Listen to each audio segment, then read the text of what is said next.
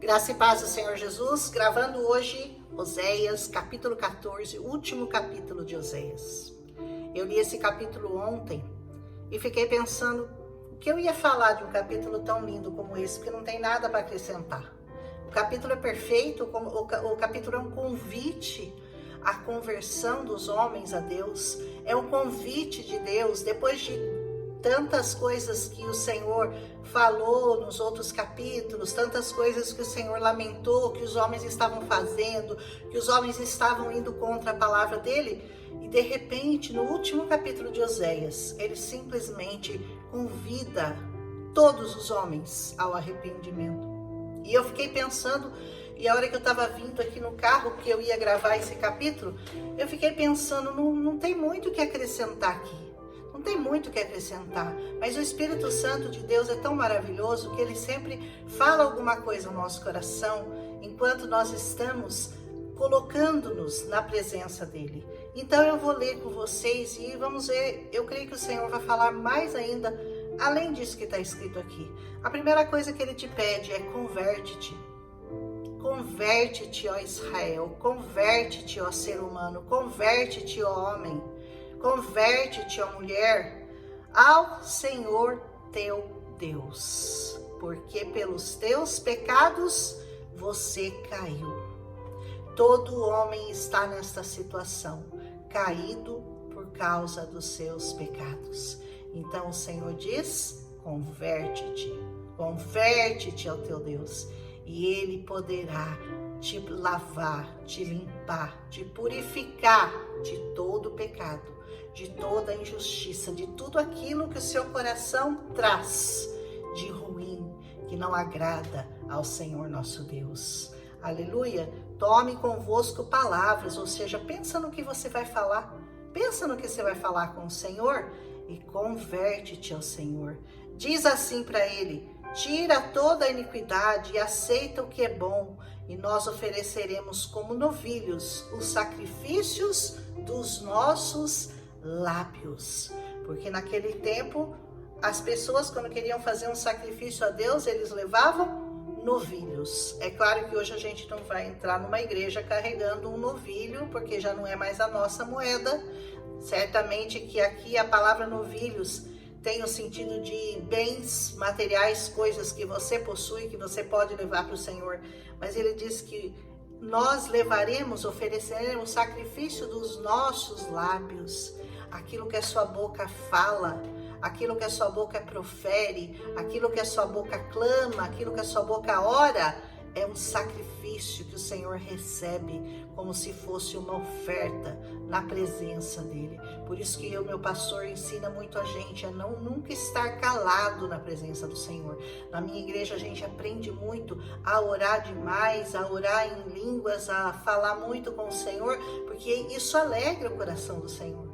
É importante que você não esteja mudo na presença do Senhor, não esteja calado na presença do Senhor, renda a Ele louvores, adoração, gratidão, um coração cheio de alegria, cheio de paz, cheio da bênção do Senhor. É isso que o Senhor espera, que você o louve verdadeiramente, aleluia.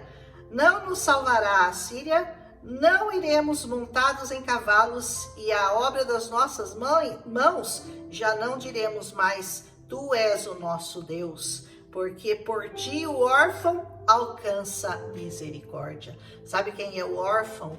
O órfão é aquele que está sem o Senhor. Não é o órfão de pai dessa terra, é o órfão que está sem o Senhor nessa terra. E ele diz assim, a gente não vai mais correr para a Síria, porque quando eles estavam em grande perigo lá no Israel, o que eles fizeram? Pediram ajuda para a Síria, pediram ajuda para o Egito, ou seja, foram buscar ajuda no mundo. E aqui o profeta está declarando, nós não faremos mais isso. Quando nós precisarmos de ajuda, nós recorreremos certamente ao Senhor. E lá o órfão vai encontrar um pai verdadeiro, um pai que cuida, um pai que se importa, um pai que ama e, acima de tudo, um pai que salva. Aleluia! Diz o Senhor Jesus, eu sararei a sua infidelidade, eu voluntariamente os amarei, porque a minha ira se apartou deles. Aleluia! Em que momento que a ira do Senhor se aparta de você? No momento que você recebe o Filho dele como o único e suficiente Salvador. Porque a palavra diz que toda a ira de Deus foi colocada sobre Jesus, está sobre Jesus. Então, quando você se abriga, quando você o reconhece, quando você se coloca numa posição de proteção debaixo do sangue de Jesus, toda a ira do Senhor se desfaz na sua vida. Ele se aparta, a ira se aparta de você, porque ele já levou sobre si as nossas enfermidades, que são os nossos pecados. Aleluia! E diz assim: eu serei para Israel como orvalho, ele florescerá como lírio, lançará suas raízes como o Líbano. Ele está falando de um jardim, sabe? Parece o jardim do Éden, um jardim regado, um jardim que tem flores, que tem frutos, um jardim maravilhoso.